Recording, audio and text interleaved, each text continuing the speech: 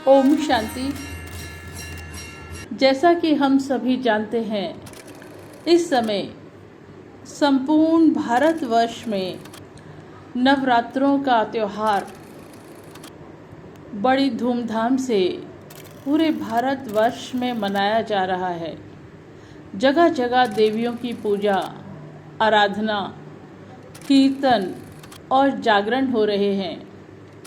सभी अखंड ज्योत माँ की अपने घर में जलाते हैं और पूरे 9 दिन व्रत रखते हैं, पूजन करते हैं और सात्विक प्रवृत्ति में रहते हैं। तो सभी भारतवासी इस समय पूजा में बिजी हैं। देवियों के कई नामों से हम देवियों को जानते हैं, जैसे कि आप देखते हैं वैष्णो देवी, फिर नैना देवी। जहाँ देवी के नैन गिरे वहाँ नैना देवी नाम से वो प्रसिद्ध हो गया, तीर्थ बन गया।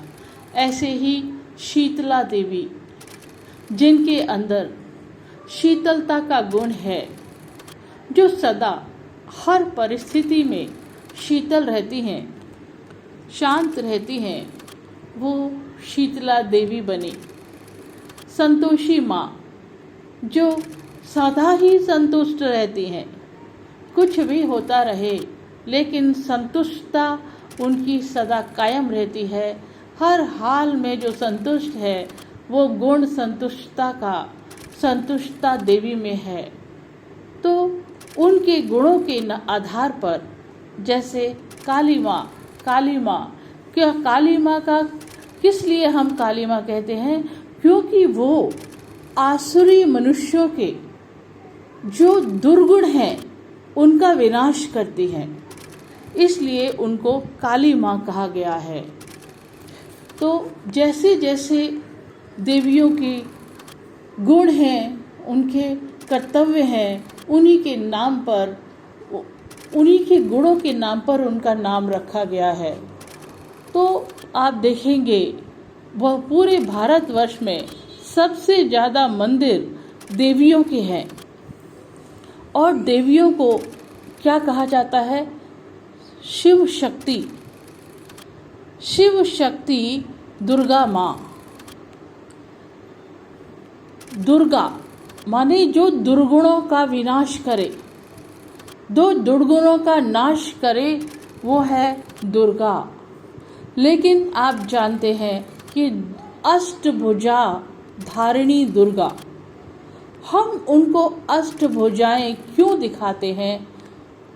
क्योंकि वो 8 भुजाएं माँ की शक्ति का प्रतीक हैं। जो उनकी शक्तियाँ 8 शक्तियाँ उनके अंदर हैं, बड़ी बड़ी शक्तियाँ, और बहुत शक्तियाँ हैं, लेकिन जो बड़ी बड़ी मेन शक्तियाँ हैं, 8 शक्तियाँ, उनको हम अष्टभुजाओं के रूप में दिखाते हैं। क्योंकि वास्तव में एक मानव शरीर या देव शरीर में 2 हाथ और 2 पैर ही होते हैं, लेकिन अष्टभुजाएं इसलिए दिखाई हैं कि वो 8 दुर्गा माँ के अंदर 8 शक्तियाँ हैं। वो कौन कौन सी शक्तियाँ हैं जिसके कारण, और वो शक्तियाँ उन्हें कैसे और किन से प्राप्त हुई, ये हम आपको बताते हैं। दुर्गा माँ के अंदर 8 शक्तियाँ हैं, जो मेन शक्ति हैं, जिसके अंदर भी ये शक्तियाँ होंगी और कितनी परसेंटेज में होंगी, उनके अंदर भी देवत्व गुण जागृत हो जाएगा। तो अष्ट शक्तियाँ में जैसे पहली हम शक्ति लेते हैं सहन शक्ति। तो दुर्गा माँ सहनशीलता की देवी हैं। उनके अंदर सहनशीलता का गुण है, शक्ति है। तो पहली शक्ति है सहनशीलता की शक्ति। उसके बाद दूसरी शक्ति है समाने की शक्ति, कि कोई भी किसी की बुराई है उनको हमें देखकर इधर उधर नहीं बताना, नहीं बिखेरना, इसका मतलब है हम गंद बिखेर रहे हैं, तो उस बुराइयों को देखकर भी अपने अंदर समा लेना और उनके प्रति शुभ भावना रखना, ये है हमारी समाने की शक्ति। उसके बाद आती है तीसरी शक्ति, सहयोग करने की शक्ति। हम सभी को आपस में मिलकर कोई भी कार्य करना है तो संगठन में करना है, सहयोग से करना है। हम सभी थोड़ा थोड़ा काम को बांट लेंगे और उसको मिलकर करेंगे, खुशी खुशी करेंगे, तो मुश्किल से मुश्किल काम भी हमारा सहज हो जाता है, अच्छा भी होता है और सहज होता है। यह है हमारी सहयोग करने की शक्ति। फिर है हमारी सामना करने की शक्ति। चौथी शक्ति, सामना करने की शक्ति। अगर कहीं हम बुराइयों को देखते हैं तो उन बुराइयों को ख़त्म करने के लिए हमें उस समय सामना भी करना पड़ता है, बुराइयों से सामना करना पड़ता है, तो वो है सामना करने की शक्ति। उसके बाद है हमारी समेटने की शक्ति। समेटने की शक्ति मतलब हमें अपने को बहुत विस्तार में नहीं फैलाना है, हमें हर चीज़ का बहुत विस्तार नहीं करना है, उसको सार रूप में, छोटे रूप में उसको रखना है। इसको कहते हैं समेटने की शक्ति, क्योंकि जितना हम विस्तार करते जाएंगे उतना हम उसी में अपने आप को क्या करते जाएंगे, समाते जाएंगे और हम उद्देश्य से भटक जाएंगे। इसलिए किसी भी चीज़ का बहुत विस्तार नहीं करना है।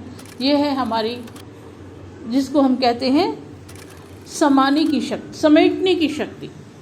जो फालतू चीज़ें हैं उनसे अपने आप को हटाते जाना है और काम की बातों में अपने ध्यान को लगाना है, जिसको हम कहते हैं समेटने की शक्ति, पावर टू पैकअप। उसके बाद छठी शक्ति आती है हमारी संकीर्ण करने की शक्ति। संकीर्ण करना मतलब जैसे कछुआ होता है तो वो क्या करता है, जब वो अपना कर्म करता है तो अपनी कर्मेंद्रियों को फैला लेता है और जैसे ही उसका कर्म समाप्त हो जाता है, कर्मेंद्रियों को फैला लेना मतलब अपने मन को उसी कार्य में, सर्व कर्मेंद्रियों को उसी कार्य में लगा देना एकाग्रता के साथ। और जैसे ही वो कर्म समाप्त होता है फिर वो अपनी कर्मेंद्रियों को समेट कर एकांत में बैठ जाता है। मतलब हमारा अगर कर्म खत्म हो गया तो हमें शांत स्थिति में बैठ जाना चाहिए, ताकि हमारी शक्ति बिना बात के वेस्ट ना हो, व्यर्थ ना जाए। व्यर्थ कामों से हमें अपने आप को हटाना है और जो काम के ज़रूरी काम है उनमें अपने आप को फोकस करना है और व्यर्थ के कामों में, व्यर्थ की बातों से अपने को समेट लेना है। यह है संकीर्ण करने की शक्ति। उसके बाद आती है छठी शक्ति, जिसको हम कहते हैं परखने की शक्ति। परखने की शक्ति बहुत ज़रूरी शक्ति है। अगर हम किसी भी कर्म क्षेत्र में काम करते हैं या किन्हीं व्यक्तियों के साथ काम कर रहे हैं और हम चीज़ों को और व्यक्तियों को परख लेते हैं कि क्या उनका लाइक है, क्या उनकी डिसलाइकिंग है, मतलब क्या उनको पसंद है, क्या उनको नहीं पसंद है।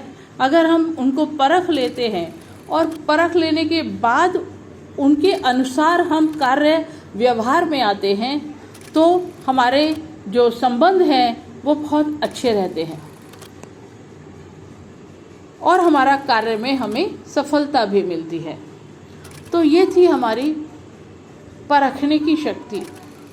इसी के आधार पर जब हमारी परखने की शक्ति अच्छी होती है तो फिर आठवीं शक्ति है निर्णय करने की शक्ति। निर्णय करने की शक्ति हमें अपने जीवन में बहुत इम्पोर्टेंट डिसीज़न लेने होते हैं, निर्णय करने होते हैं समय प्रति समय। तो अगर हमारी परखने की शक्ति अच्छी होगी तो निर्णय शक्ति भी अच्छी होगी। हम जो भी निर्णय लेंगे किसी परिस्थिति में, उस निर्णय लेने पर हमें सफलता प्राप्त होगी। तो ये है अष्ट शक्तियाँ जो शिव शक्ति दुर्गा माँ में 8 भुजाओं के रूप में दिखाते हैं। तो जितनी जितनी शक्तियाँ जिसमें होंगी उतनी उतनी ही वो शक्तिशाली होती हैं। तो ये शक्तियाँ शिव से प्राप्त की, शिव की तपस्या की, शिव की आराधना की। पिछले जन्म में उन्होंने शिव की आराधना और तपस्या की और शिव को प्रसन्न किया और शिव से ये 8 शक्तियाँ प्राप्त की, जिससे वो अगले जन्म में शिव अष्टभुजाधारिणी दुर्गा बनी। तो ये थी दुर्गा माँ की अष्ट शक्तियों का विवरण। ठीक है, आप सभी को नवरात्रों की बहुत बहुत बधाई हो। ओम शांति।